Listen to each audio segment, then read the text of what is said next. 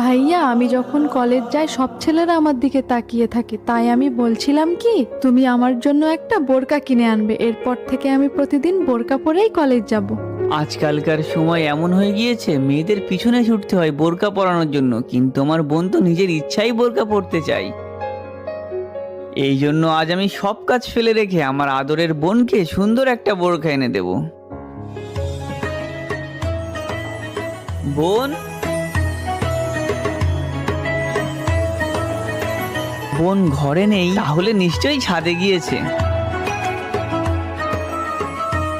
আমি ভাইয়াকে বলেছি আমার জন্য একটা বোরকা কিনে আনতে। তুমি বলতে না লোকে দেখে ফেলবে, লোকে দেখে ফেলবে। এখন আর কেউ দেখতে পারবে না আমাদেরকে, যেখানে ইচ্ছা সেখানে যেতে পারবো। তাহলে বলো কেমন লাগলো আমার আইডিয়াটা? তুই এই কারণে আমাকে বোরখা আনতে বলেছিস? কতটা লজ্জার বিষয়, আজকালকার মেয়েরা বোরখা